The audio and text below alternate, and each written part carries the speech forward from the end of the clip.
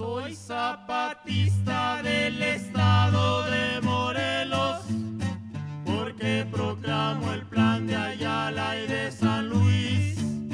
Si no le cumplen lo que al pueblo le ofrecieron, sobre las armas lo haremos de hacer cumplir. Soy zapatista del estado de Morelos, porque proclamo el plan de Ayala y de San Luis. Si no le cumplen lo que al pueblo le ofrecieron, sobre las armas lo haremos de hacer cumplir.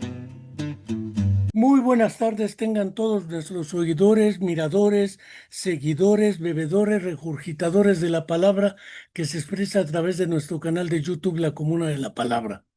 Nuevamente, como cada semana hacemos, presentaremos esta ocasión un monólogo dedicado a una cuestión que nos parece fundamental dadas las circunstancias que, según mi opinión, prevalecen en la psicología tanto como disciplina del conocimiento científico, como práctica profesional y como teoría y práctica educativa o formación de los futuros psicólogos en las instituciones de educación superior, adolece desde hace prácticamente un siglo. Ahorita me explico por qué el título que puse a este monólogo es ¿La psicología una disciplina del conocimiento científico? Si sí lo es, ¿cuáles son las premisas y categorías fundamentales que le caracterizan? No quiero, antes de comenzar, dejar de recordar, como cada semana hacemos, que se ha cumplido un mes más, prácticamente se ha cumplido una semana más. Y la cuestión relativa a la desaparición forzada de los 43 jóvenes de la Escuela Normal Rural Raúl Isidro Burgos de Ayotzinapa en Tixla de Guerrero, sigue siendo una deuda histórica de Estado para el gobierno en turno. Hace 6 años, cuando entonces el candidato a la presidencia de la República, Andrés Manuel López Obrador, en campaña se comprometió, bueno, sabemos que en campaña se comprometen a muchas cosas y a la hora de la verdad no siempre se cumplen estas, a entregarnos la verdad histórica sobre la desaparición forzada de estos 43 jóvenes estudiantes. Hasta la fecha, pasaron los 6 años de gobierno de Andrés Manuel López Obrador. Hoy ocupa la presidencia la doctora Claudia Sheinbaum Pardo y en campaña también dijo que se iba a terminar por fin de explicar este asunto. Pues a prácticamente un sexenio y medio no tenemos ni la verdad histórica, ni la verdad a secas, ni la justicia para las familias de los 43 jóvenes desaparecidos. Lo único que se dijo en su momento es que la supuesta verdad histórica expuesta por el entonces Procurador General de la República, Jesús Murillo Caram, era una mentira histórica. Es lo único que se ha dicho. Hasta ahora ni la verdad, ni la justicia, ni nada. Entonces, seguiremos aquí recordando que es un compromiso y una deuda de Estado que asumieron como responsabilidad histórica también. No quiero tampoco dejar de enviar un fraterno saludo a nuestra querida amiga Angélica Rodríguez Monroy, madre de Viridiana Naid, estudiante de nuestra Facultad de Psicología, desaparecida hace más de 3 años, también en contra de su voluntad, y no tenemos ni la verdad, ni la justicia, ni nada que se le parezca. Y a través de ella saludamos a los grupos de familiares y madres buscadoras que siguen esperando que vuelvan sus hijos. Primero volvió un mundial de fútbol, pero sus familiares no vuelven. Entonces ellos con justa razón lo demandan. Recordamos que la desaparición forzada en nuestro país sigue siendo un problema irresoluble hasta ahora.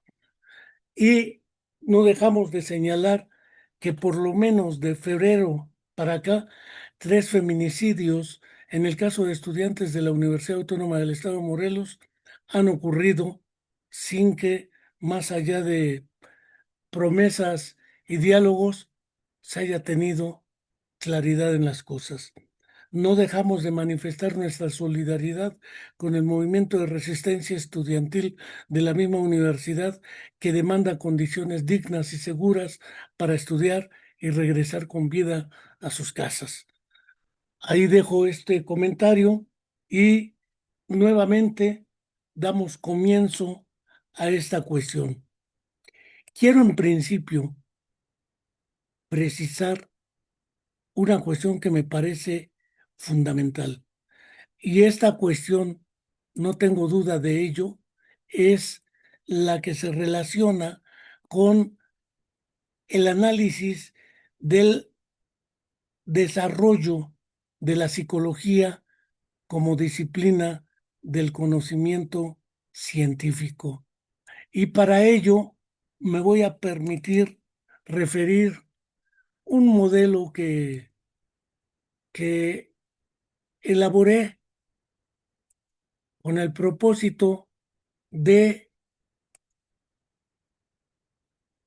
ampliar esta cuestión.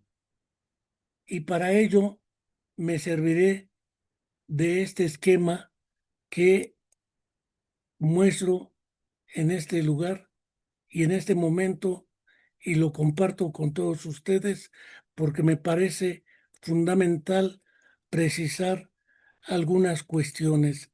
Para ello me permitiré presentar con ustedes el, el, el esquema que es sentido estricto un mapa conceptual que refiere los criterios metodológicos. El primer asunto que me interesa es el de la línea del tiempo. Por lo menos el análisis que expondré abarcará desde el año de 1800 a 1900, de 1900 a 1925, 25, 50 y 50, 2000.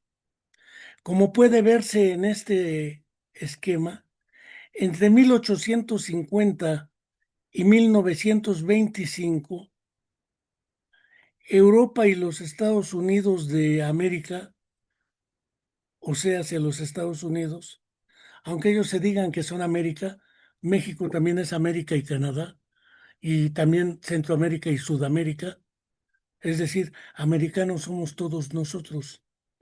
Si se la quieren quitar con que ellos son norteamericanos, pues México también es parte de Norteamérica, por lo tanto, también el que habla es norteamericano. Pero como desde la doctrina Monroe dice que América es para ellos, se comportan así no solo con América, sino con el mundo entero. De hecho, la Europa se dividía en imperios a partir de la Revolución Francesa en repúblicas y estaban las monarquías.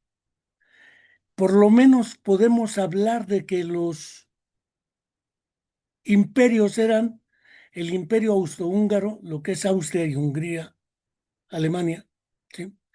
Y el turco otomano. Alemania estaba separado aún de ellos. Después se lo anexa Hitler antes de iniciada la invasión a Polonia y con ello el inicio de la Segunda Guerra Mundial. Alemania tenía su imperio también. Rusia tenía su imperio de los zares. Monarquías históricamente, Reino Unido, Inglaterra, vamos, y repúblicas eran particularmente dos. En Europa, Francia y de este lado del charco, los Estados Unidos. Hago estas referencias por las siguientes razones. Por lo menos se ubica el nacimiento de la psicología considerada científicamente y diferenciada de la filosofía y de las disciplinas tales como la fisiología, la neurología y la psiquiatría entre 1860 y 1925. Quiero señalar que la psicología como profesión no existía ni existía escuela alguna que formara psicólogos. Lo que existía era neurólogos que tampoco estaban plenamente diferenciados en esa época, psiquiatras que tampoco estaban diferenciados, fisiólogos muy claramente diferenciados, es decir, estaba la filosofía y la fisiología. Y emancipándose de estas, muy probablemente hace su aparición la psicología. Tengamos presente que a diferencia, por ejemplo, de Alemania y Austria y Estados Unidos, la mayoría de los profesionales que se dedicaban a investigar los fenómenos fisiológicos lo hacían en laboratorios.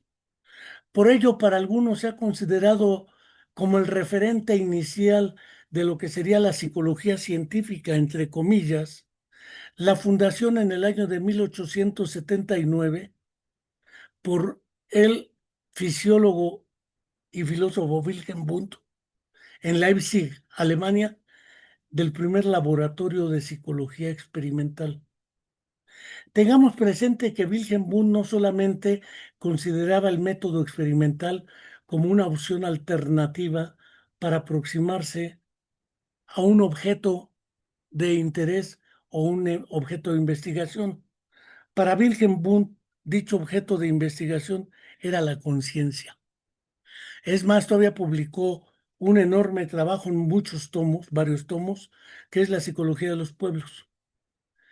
De hecho, tanto la cuestión de la psicología de los pueblos como la conciencia como objeto de estudio de la psicología, los positivistas empiristas omitieron esos elementos fundamentales de la psicología y únicamente dejaron como criterio de validez teórica y metodológica en sentido científico el método experimental, porque ellos, a diferencia de Wilhelm Wundt, no se proponían explicar la subjetividad específica del ser humano. Léase la conciencia, que es parte de esa subjetividad. La conciencia está dentro del sujeto, no fuera del sujeto. Hablo de la conciencia de un individuo. La conciencia colectiva o social también forma parte de la categoría de conciencia, aunque no se puede objetivar físicamente.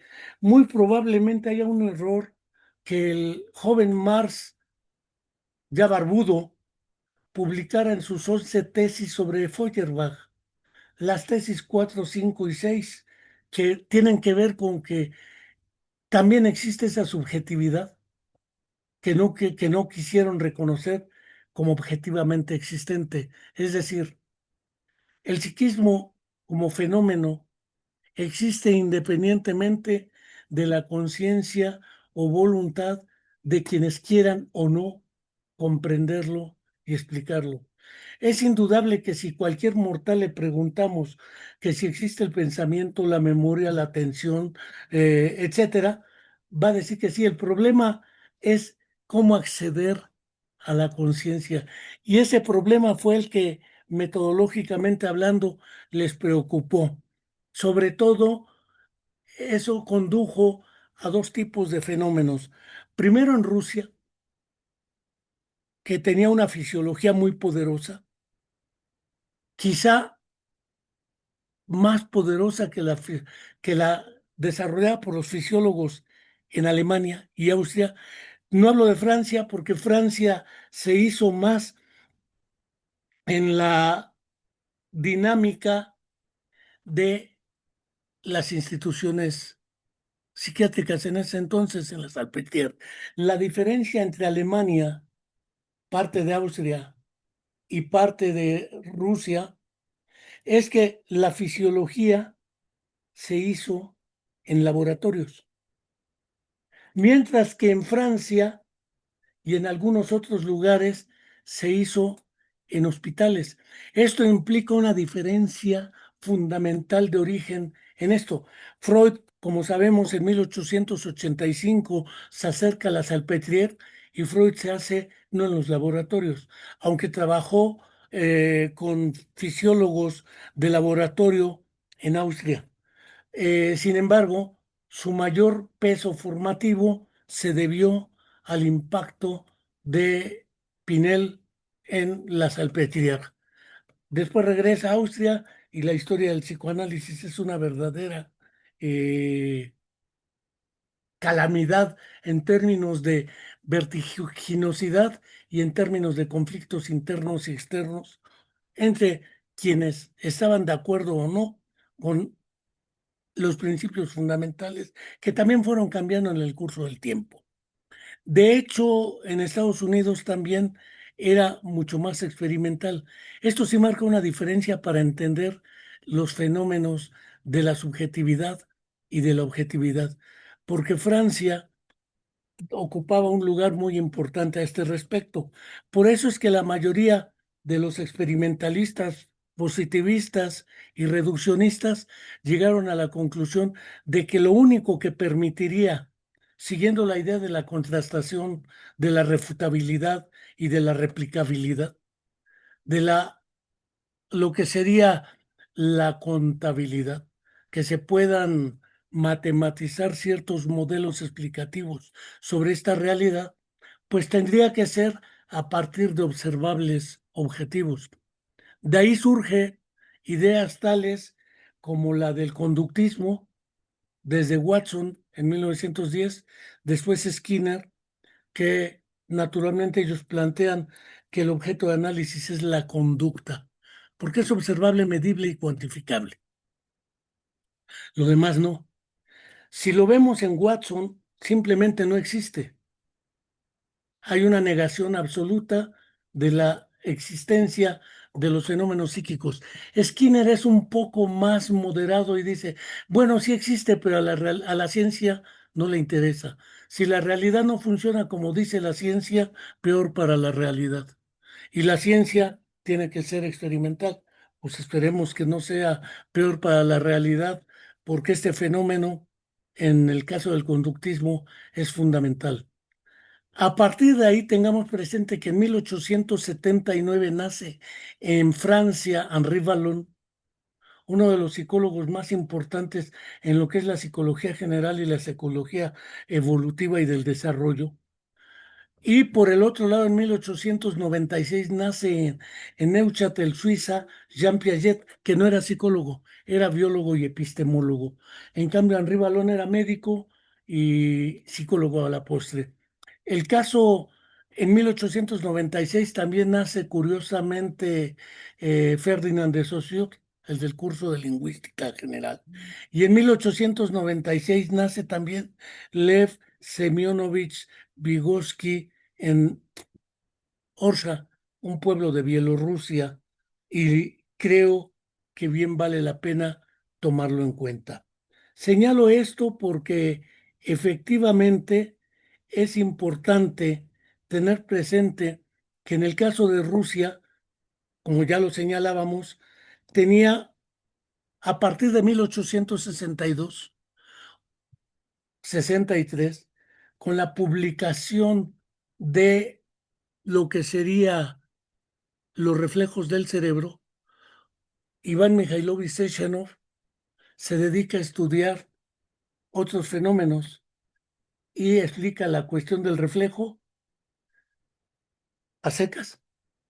Habla de la inhibición interna y a partir de ahí sus alumnos más fuertes, Vladimir Mikhailovich Bekhterev e Iván Petrovich Pavlov, desarrollan una fuerte tendencia rusa a este respecto. A partir de ahí, curiosamente, en el caso de Rusia, también estaba un personaje de nombre Gregory Ivanovich Elpanov, quien fue a formarse con Wundt en Leipzig.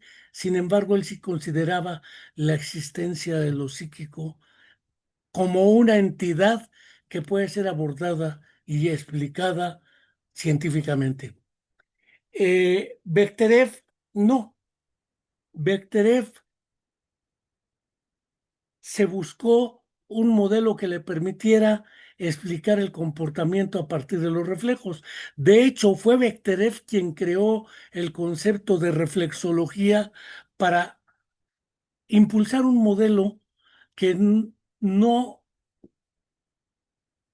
perviviera gracias a la existencia del fenómeno psicológico, porque es explicable por sí mismo a través del reflejo. De este lado, digamos en Occidente, se ha hecho dos reducciones al absurdo. La primera es creer que la reflexología se refiere a toda la obra desde Pablo para acá, y eso es falso. La reflexología deriva de Bechterev prácticamente entre 1900 y 1910. Tengamos claro que el modelo fisiológico de Pavlov, incluso le dieron el Premio Nobel de Medicina a Pavlov, eso que fortaleció mucho la fisiología rusa y en su momento soviética, a grado tal que el propio Vladimir Ilich Lenin y luego Stalin se encargaron de impulsar ampliamente, particularmente en el caso de el periodo de Stalin, como el único modelo que permitiría explicar la realidad psicológica, que es la teoría de los reflejos. A partir de ahí viene un modelo soviético de psicología que se enfrascó mucho en esta cuestión del carácter objetivo y la eliminación de cuestiones como los afectos, los sentimientos, las emociones, el pensamiento, la personalidad y otras categorías que tienen más que ver con ese aspecto del psiquismo que con la idea de el modelo. Posteriormente, ya hacia uno de los alumnos de Chelpanov, curiosamente, Konstantin Nikolaevich Kornilov, impulsa en 1923 el primer congreso panruso de psiconeurología de toda la Rusia. Y ahí él presenta una serie de trabajos que tienen que ver con el desarrollo de la psicología fundada en los principios del marxismo, sin más ni más. El objetivo fundamental, no solo del modelo soviético de psicología, sino la propuesta original de Chelpano, de Kornilov, era recuperar esa actividad objetiva a través de una categoría distinta a la de reflejo, y fue la categoría de reacción. Reacciones de carácter, reacciones patocaracterológicas, reacciones de protesta activa, pasiva, etcétera. Un modelo que el propio Kornilov denominó reactología.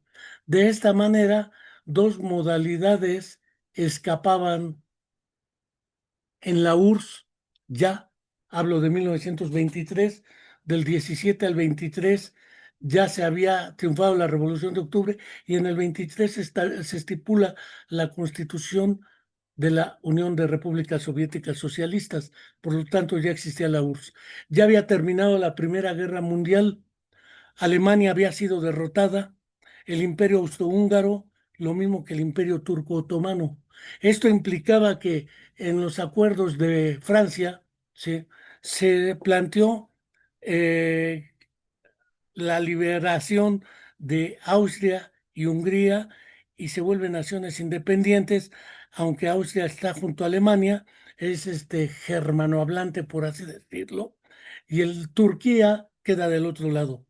Alemania está fuera ya de la órbita después de la guerra, que es prácticamente de 1917 a 1939 que empieza la Segunda Guerra Mundial. Francia seguía su curso hasta prácticamente la invasión de Francia por Alemania en la Segunda Guerra Mundial. Austria antes se la anexó a Alemania antes de invadir Polonia. El problema, indudablemente, del desarrollo de la psicología, por lo menos en Europa, posteriormente Estados Unidos se va agregando a esto, tiene que ver no solamente con este tipo de conflictos de carácter político, económico, geoestratégico y militar, sino particularmente en el caso de la URSS, el desarrollo de un nuevo modelo no capitalista y la promoción de lo que después Georgi Smirnov, no el otro Antonin Smirnov, publicó en un libro que se llama El hombre soviético o la formación de la personalidad en el mundo de la URSS. De hecho, bajo esta idea, dos referentes van a cobrar peso particularmente en Rusia. La educación, primero tengamos presente que Nadezhda Krupskaya, la esposa de Lenin, era educadora, era pedagoga, lo mismo que la hija de Freud, era educadora y era pedagoga. Melanie Klein, del grupo de psicoanalistas también, por eso es que ellos le entraron más con la infancia. No es que sean intereses mezquinos, hay un conjunto de condiciones históricas que hacen posible el desarrollo del pensamiento y el conocimiento en esa época. Tengamos presente que estamos hablando de Alemania.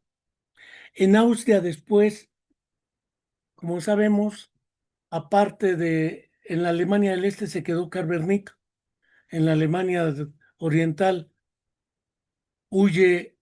Por ejemplo, Leo Kanner se va a Estados Unidos y en Estados Unidos desarrolla todo su trabajo. Reino Unido iba aparte o Inglaterra, Estados Unidos con el conductismo también, pero ya habían aparecido Helmholtz, ya había aparecido también un conjunto de investigadores que dieron origen a la Gestalt, a la teoría de la Gestalt en Alemania. Entonces teníamos un desarrollo de disciplinas y prácticas que variaban en términos de enfoques, orientaciones y objetos de estudio. Quiero aquí compartirles que aparte de ese modelo, había un conjunto el núcleo central del pensamiento de la época derivaba en ese tenor y en la práctica científica de las ciencias experimentales, la física, la química y la biología. Tengamos claro que las tres estaban bastante desarrolladas también en Rusia.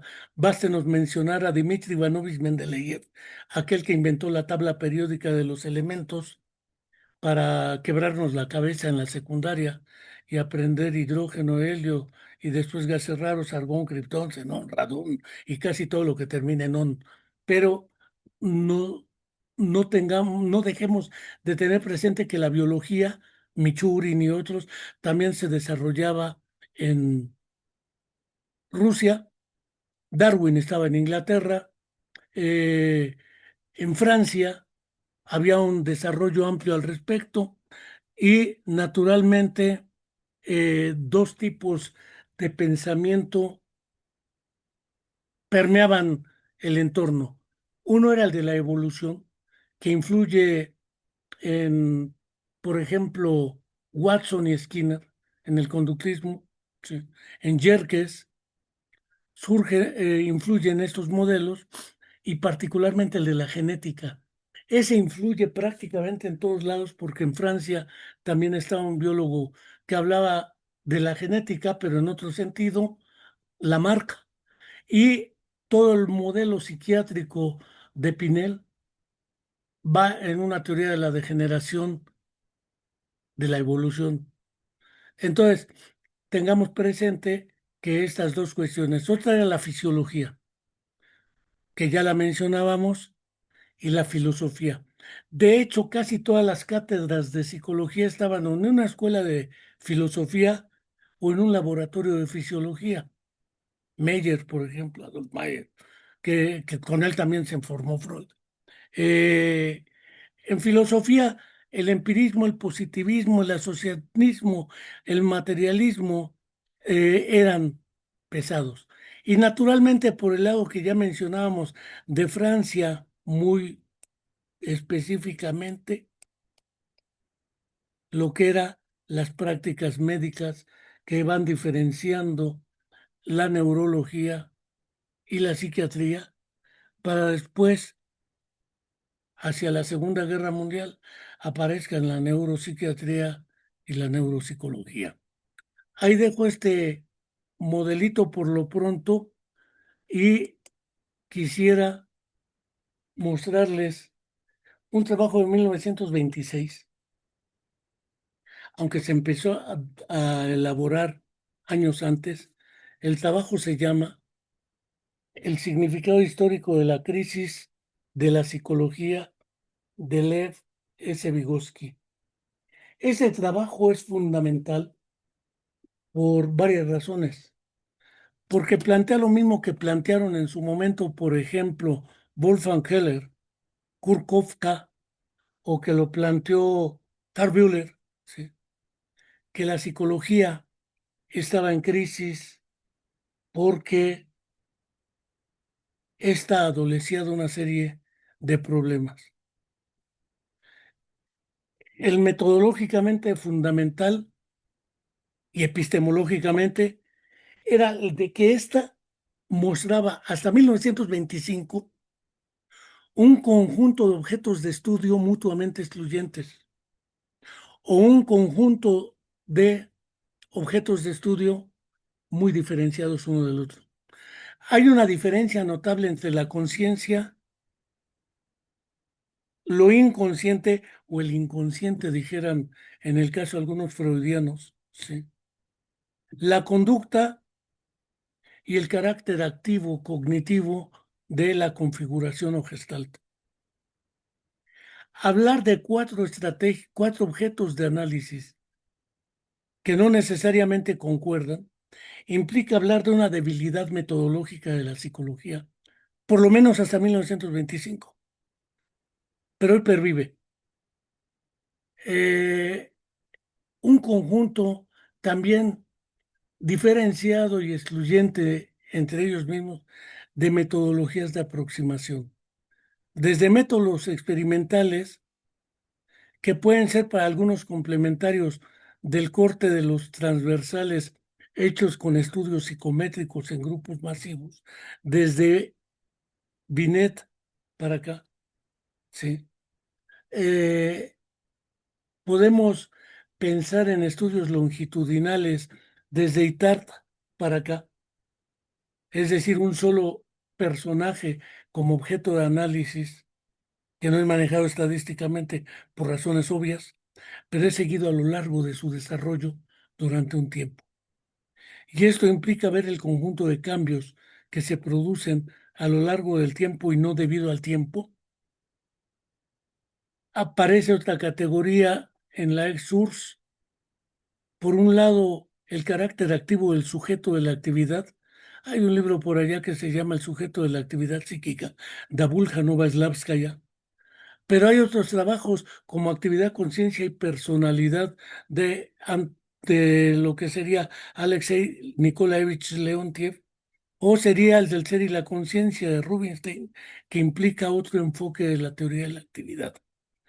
Pero el carácter activo del sujeto de la actividad psíquica se ha obviado por muchos.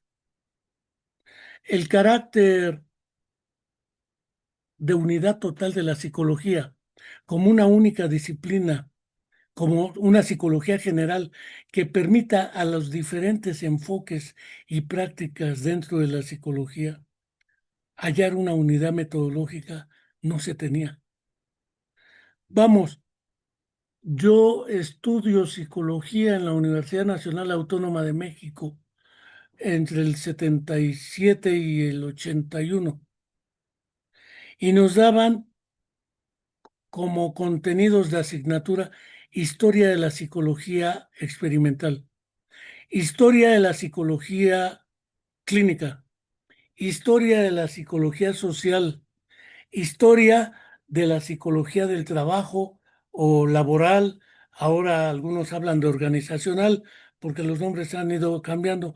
No nos dieron psicología espacial porque en México no hay un programa espacial. No nos dieron psicología del ajedrez porque más allá de Marcel Cisniega como persona, no ha destacado en el ajedrez nuestra nación. Rusia tenía una escuela, la ex-URSS, y naturalmente más de la mitad de los campeonatos del siglo XX los tienen rusos y soviéticos. Entonces, las prácticas marcaron la idea equívoca de que la psicología era lo que hacen los psicólogos. Si los psicólogos aplican test, pues la psicología se encarga de aplicar test. Si los psicólogos hacen selección de personal, la psicología se encarga de hacer selección de personal. Y así sucesivamente. Parece ser que entonces la psicología fue fragmentada en diversas prácticas que no recuperaron nunca la unidad disciplinar como psicología general. Por otro lado, importa destacar también que el fenómeno psicológico observado también fue fragmentado en procesos cognitivos: sensación, percepción, atención, memoria, lenguaje, pensamiento; procesos afectivo-emocionales, afectos, sentimientos, valores, etcétera; procesos orativos o de comportamiento, ¿sí? Y además fueron analizados como microprocesos. Después no encontraron, al decir del psicólogo Henri Vallon en el prólogo o introducción de los orígenes del carácter en el niño, que se fragmentó la psicología en microprocesos, que después no se le halló la fórmula. Entonces se hablaba, algunos decían que la psicología es una ciencia biopsicosocial. En aras de darle integridad, lo que hacen es eclécticamente, dijera Karl Mannheim, juntar lo que según cree el que lo junta es lo que le permite la unidad entre lo cognitivo, lo afectivo emocional y otras variantes, que como es el entorno social, que marca esa idea biopsicosocial. Y todavía recuerdo que con el doctor Rogelio Díaz Guerrero se acuñó una versión de biopsicosociocultural, porque por ahí andaba trabajando el doctor Rogelio Díaz Guerrero, y así le pueden agregar lo que quieran, ¿sí? Esto significaba que evidentemente, al decir de Henri Vallon, el fenómeno psicológico se escindió en varias partes: lo cognitivo, lo afectivo, y lo cognitivo también, porque ahora, por ejemplo, en neuropsicología se estila evaluar la memoria, la atención, teoría de la mente, funciones ejecutivas, y cada quien evalúa lo que Dios le da a entender, pero como Dios no está preocupado por estas cuestiones, pues no se preocupa de cómo entienden las cosas. Pero esa unidad y esa interrelación intra e intersistémica ha sido obviada en estos trabajos. Yo no concibo que pueda creerse que la percepción visual, por ejemplo, o auditiva o la que sea, no implique simultáneamente los procesos de atención y de atención compartida, ni mucho menos que excluya las intenciones, los intereses y las creencias. Percibir no es un acto de copiar como una cámara el estímulo que está fuera de uno, entrar por las astas posteriores de la médula espinal. Si es una respuesta medular, segmental, vamos, regresa a las astas anteriores y se da el reflejo. Si es una respuesta más compleja, pues sube varios segmentos y se da una respuesta intersegmental. Y si fuera más en el plano de la voluntad y la conciencia, pues se va hacia arriba, o el encéfalo, la corteza cerebral, y será un comportamiento suprasegmental. Pero resulta que, teniendo como base la idea de que el cerebro es la base material del psiquismo, tenemos presente que el cerebro no es el psiquismo. Porque si así fuera, entonces, ¿para qué existe la psicología? Basta con estudiar neurología y ya daríamos. El problema es que sí existe el fenómeno psicológico. Existe objetivamente, aunque su forma de existencia sea subjetiva. dicho en buen español rubinsteiniano de Sergei Leonorovich Rubinstein, el psiquismo y la conciencia son un fenómeno objetivamente existente, es decir, es material, y como está dentro del sujeto, es subjetivamente manifiesto. Es material e ideal a la vez, o es objetivo y subjetivo a la vez.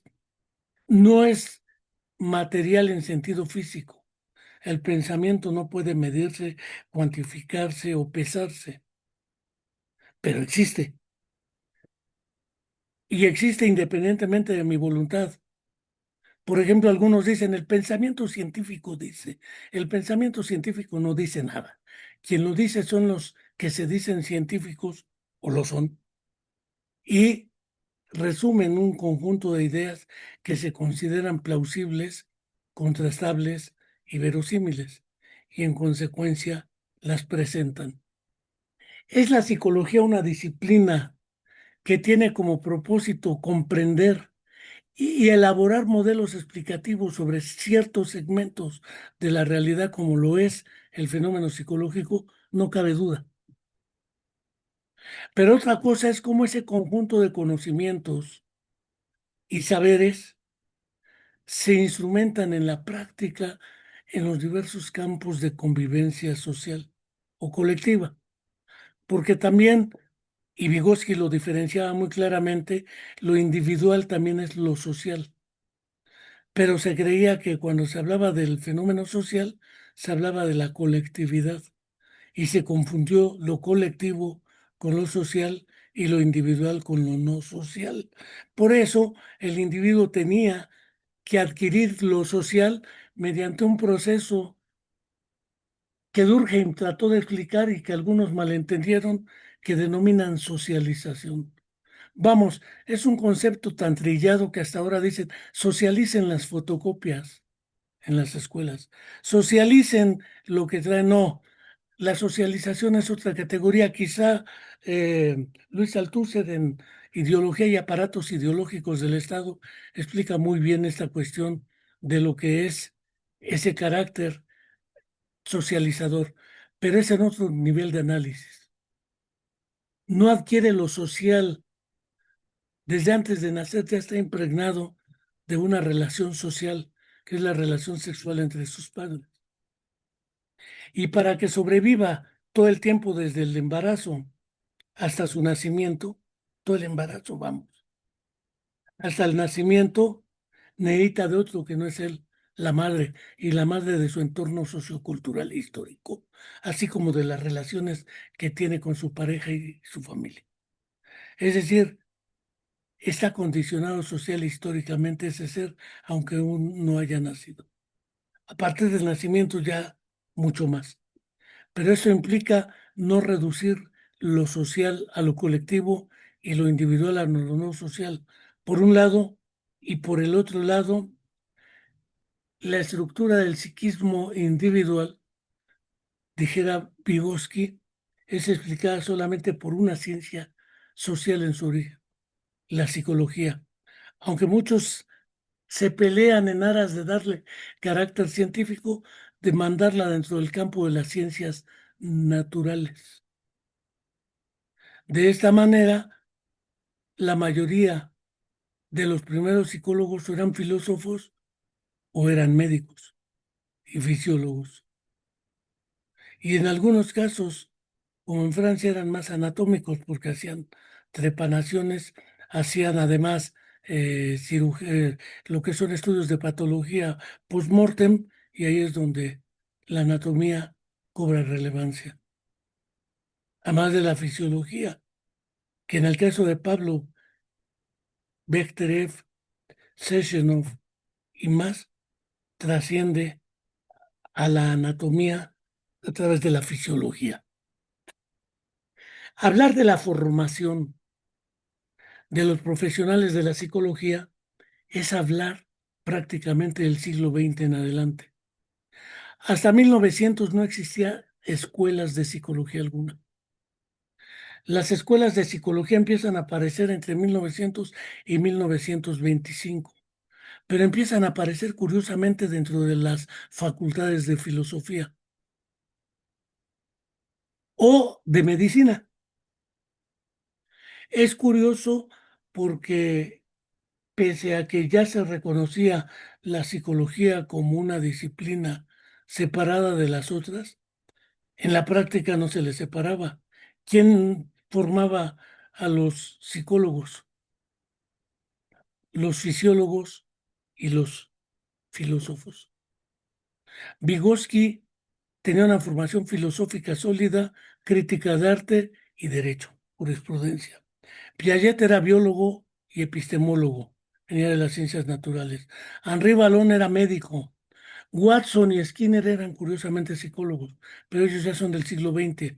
Alexander Luria, que nace en 1902, Leontiev en 1903, son psicólogos de formación.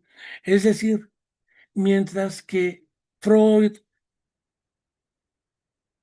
Chelpanov, Bekhterev, Pavlov, Kornilov van de la fisiología a la psicología, Luria va de la psicología a la neurología. El esquema cambia. Y naturalmente la formación en Rusia original era bajo la idea de una psiconeurología. El orden de los factores sí altera el producto, porque en realidad lo que se pretende es explicar el conjunto de consecuencias en sentido psicológico, sean para el desarrollo o la disolución de este fenómeno, como derivadas de daños al cerebro. El propósito no era explicar fisiológica, anatómica o neuroquímicamente el cerebro, eso lo hacen los neurólogos y los fisiólogos, sino explicar el impacto psicológico en la estructura de la personalidad, en las emociones. Por ejemplo, estaba leyendo un trabajo de Solms que se llama Estudios Clínicos en Neuropsicoanálisis, donde tiene un objeto de análisis que no he visto en otros estudios de neuropsicología, el duelo del paciente que tiene pérdidas. Es decir, por ejemplo, el paciente afásico entra en una fase de duelo porque ha perdido parte de las competencias que hasta antes del evento que se produjo el daño lo tiene. ¿Cómo se produce ese proceso de duelo entre él y su familia? Eso está poco documentado. Lo que es la ansiedad, entonces se tiende a decir, bueno, el daño cerebral produjo esto y pues denle un fármaco que le quite la ansiedad. ¿Quién sabe si vaya por ahí solamente? Otro de los fenómenos son los cambios en la estructura de la personalidad. Documentados está el caso de Phineas Gage, los casos de síndromes prefrontales y naturalmente casos de epilepsia del lóbulo temporal o en otro sentido lo que sería los fenómenos relativos a procesos de demenciación, que no son demencias seniles porque no derivan de la edad. Estos fenómenos tienen que ver con cambios estructurales en los valores, las creencias, los sentimientos, las aspiraciones, las emociones y la estructura de la personalidad. Todo deriva primariamente del daño neurológico, o dijera Luria, el factor desencadenante, esa noción de factor, porque aparecen secundariamente otro tipo de eventos que no derivan de la lesión, sino que derivan de las consecuencias primarias de una lesión. Y naturalmente, lo que sería Bluma, Bulhoff, Nassau-Garnick del grupo de Vygotsky y antes de Kurt Lewin en la Gestalt, planteaba el problema de ¿y qué pasa con Natalia Bektereva, la nieta de Vladimir Mikhailovich Bekhterev? ¿Qué pasa con los niños que tuvieron un daño cerebral al nacer? No van a perder el lenguaje porque no lo tenía. No van a perder la atención conjunta con sus semejantes, el pensamiento, etcétera, porque no lo tenían. El problema entonces plantean como un problema del desarrollo, a pesar de por otras vías y por otros medios. Aquí Vygotsky retoma algo del primer psicoanalista prácticamente expulsado del grupo de la Sociedad Psicoanalítica de Viena, Alfred Adler, y su teoría de la compensación. Vygotsky es quien mejor desarrolla en el tomo 5 de sus obras escogidas o fundamentos de defectología esta idea de la compensación, pero no en el sentido en que lo plantea desde el complejo de inferioridad de lo que sería Alfred Adler. Va por otras vías. Pero no cabe duda que esta idea de la compensación activa y la compensación pasiva, la compensación negativa, porque hay comportamientos compensatorios de cierta circunstancia o hay cierta actividad compensatoria bajo ciertas circunstancias que obstaculiza el desarrollo de nuevas posibilidades. Pasa como en el ajedrez, se bloquea uno mismo. Al mover una pieza, tapo donde podía pasar un alfil, es decir, yo mismo me bloqueo. Pues pasa también con la compensación, y esto lo explica Vygotsky. Es decir, ¿qué quiero decir? La psicología como disciplina y como práctica profesional implica trascender los laboratorios, que era el planteamiento que traían peleándose entre los grupos de Austria y Alemania, Adolf Meyer, eh, Helmholtz y demás, y la Salpêtrière de París. De modo tal que al regreso a Freud tuvieron que crear un hospital en Viena para empezar a trabajar con pacientes, porque no es lo mismo trabajar con pacientes que en laboratorios. Aunque crean que los que están en laboratorios son los que hacen ciencia y los que están con pacientes pues han de hacer güeyes, porque no hacen ciencia, pura especulación, porque no es replicable el paciente, ni es replicable el estado del paciente, ni es replicable la estrategia de intervención, porque esa se manifiesta según condiciones de desarrollo y circunstancias previas al evento y a partir del evento. Entonces, no cabe duda que la teoría y la práctica están en crisis porque nos enseñan diversas competencias o nos forman para diversas habilidades o competencias, pero no tenemos una idea de psicología general. Y es ahí donde la crisis, según mi opinión, persiste. Y lo que es la formación de los profesionales de la psicología, me recuerdo las discusiones que teníamos en la Universidad de Morelos, en la Facultad de Psicología, a la hora de revisar los planes. Yo estoy jubilado desde hace 8 años y un poco más, lo cual significa que efectivamente eh, la formación planteaba una pregunta, ¿y qué nos demanda el mercado laboral? Espérate, el problema no está en el mercado laboral. Aunque digan, es que quien va a contratar a los egresados es el mercado laboral. Entonces formemos profesionales para el mercado laboral. ¿Eso qué significa? Hacer la universidad fábrica. La universidad que crea profesionistas, que no profesionales, profesionistas con título y cédula profesional, para realizar una tarea que demanda el mercado. Y me parece entonces que eso es orinarse fuera del vacío. Pese a ello, si existe el psiquismo como objeto de análisis y puede ser abordado teórica y metodológicamente bajo una perspectiva científica, así apareció un libro hace muchos años, La perspectiva científica de Bertrand Russell, y evidentemente sí es ello posible. Lo que pasa es que hemos perdido la brújula en aras de formar, es que debe aprender a aplicar pruebas neuropsicológicas. Debe aprender a explicar helados por si le llega un niño con autismo. Y grado 1, 2 o 3 para hacer un buen diagnóstico con las pruebas. Tengamos claro que, uno, aplicar pruebas no es hacer diagnósticos. Aplicar pruebas psicológicas tampoco es ser psicólogo. Hubo un tiempo en el cual se creyó la posibilidad de formar un profesional de medio término, es decir, lo que sería un técnico profesional como psicómetra. Es decir, alguien que se aprenda a aplicar los test, pero eso no lo hace psicólogo. Alguien que aprenda a hacer entrevistas, no lo hace psicólogo. Quienes estudian ciencias de la comunicación, periodismo, hacen entrevistas. La entrevista es una herramienta no solo en uso de los psicólogos. aunque Harry Stack Sullivan haya publicado La entrevista psiquiátrica y otros trabajos de la entrevista como herramienta en psicología. Hemos desaprovechado el rol de la entrevista para pasar al rol de las herramientas, porque además se venden, además se vuelven propiedad intelectual y privada, no sea que mi pensamiento se lo robe otro, pero resulta que mi pensamiento, aunque sea mío, dijera el buen Víctor Hugo, carga un conjunto de voces interiores que me permiten expresar ello. Lo decía Octavio Paz en Piedra del Sol: para que pueda ser debo ser otro, salir de mí, buscarme entre los otros que no son yo, los otros que me dan existencia.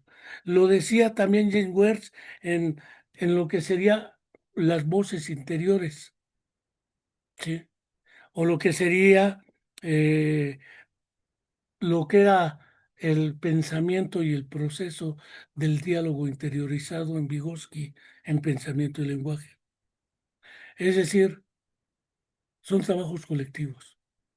Y claro, naturalmente las escuelas que forman psicólogos, lo primero que piden es un personaje que tenga título y cédula profesional. No importa si sabe o no sabe. No importa si da clases como el Pato Donald y quiere evaluar como Albert Einstein, ¿sí? Es decir, no importa si sabe enseñar o no, porque además en las escuelas de psicología no fuimos formados para ser docentes de psicología.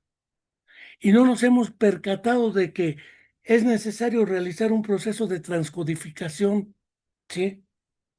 O transposición didáctica del saber sabido al saber enseñado. No es cualquier cosa. Por ello es que el nivel de análisis que planteo es trifásico. De un lado está, ¿qué me permite la disciplina como una ciencia general?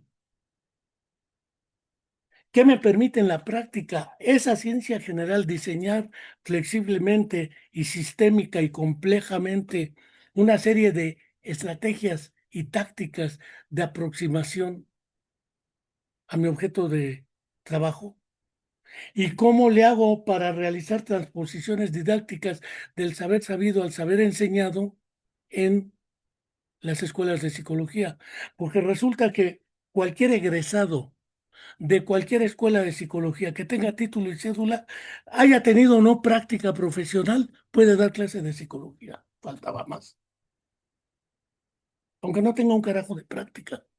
Entonces yo creo que efectivamente, ciertamente, bajo los tres niveles de análisis, como disciplina del conocimiento científico, la psicología es una disciplina que tiene un objeto claro, que es el psiquismo. Desde sus orígenes, durante su desarrollo, bajo un nivel de análisis sistémico, dinámico y complejo, enfocado sociohistórica y culturalmente. Eso es fundamental. Como práctica profesional ya implica de las circunstancias que tiene que afrontar. Se puede hablar de psicología del deporte, por ejemplo. Se puede hablar no solo de psicología del deporte, se puede hablar de psicología aplicada al campo de la salud, lo que definen algunos como psicología de la salud, a diferencia de la psicología clínica, que quién sabe cómo se atreven a hacer la diferencia entre una y otra, o la neuropsicología. Creo que efectivamente la psicología es una disciplina del conocimiento científico legítima, un objeto de estudio objetivamente existente, aunque por su forma de existencia sea subjetivo, que ofrece diversas alternativas teóricas y metodológicas para enfrentar los diversos ambientes y entornos sociales y culturales, y finalmente que demanda un diseño de estrategias de formación de los futuros profesionales de la disciplina a través de lo que es la psicología como teoría y práctica educativa. Hasta aquí quiero dejar esta charla, que ya lleva exactamente una hora, porque empecé como 15 minutos después, dadas los problemas de sonido que tenía. Y no quiero dejar de invitarles a suscribirse a nuestro canal de YouTube, La Comuna de la Palabra, no dejo de recomendarles este libro, El pensamiento de Vygotsky, Contradicciones, Desdoblamientos y Desarrollo, de Fernando Luis González Rey, Editorial Trillas. No dejo de recomendarles El significado histórico de la crisis de la psicología, de Vygotsky, una edición argentina de IPS. Naturalmente no dejo de recomendarles uno que mencioné, sí, Estudios clínicos en neuropsicoanálisis, de Mark Solms y lo que sería Karen Kaplan Solms. Esta historia bellísima que tiene parte de lo que se llama Revolución en Mente, la creación del psicoanálisis, de George Macari, ediciones, eh, es una editorial que es Sexto Piso. Y finalmente un libro del cual me quedan pocos ejemplares, pero se van a escribir: Ensayos, Historias y Relatos, de Enrique Álvarez Alcántara, océase de su servidor. Este libro trae prácticamente 19 ensayos, historias y relatos relacionados con la psicología, la neuropsicología y las disciplinas de la salud. La edición es del 2026, así que es sumamente reciente. No los quiero agotar porque mucho choro es desastroso, pero les agradezco infinitamente su paciencia y tolerancia. Eh, Muchas gracias. Hasta la próxima, y los seguimos invitando a suscribirse a nuestro canal de YouTube, La Comuna de la Palabra, sin fines de lucro, de manera gratuita, y acercarse a nuestra página en internet, que es la página, se llama https://diagonal Centro de Estudios e Investigación.com. Muchas gracias y hasta la próxima.